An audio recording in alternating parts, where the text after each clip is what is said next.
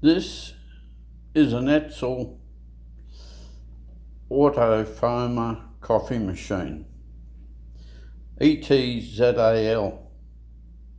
You could buy one, and certainly the people I bought it off said there was 7 days easy return. You will find that to be untrue should you buy one. In fact, I think it's unlikely that we'll get a return.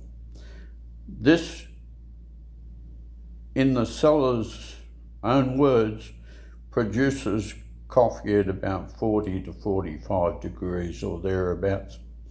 Coffee should be brewed at about 93 to 95 degrees, almost boiling. You will be severely disappointed if you buy this machine. Bye.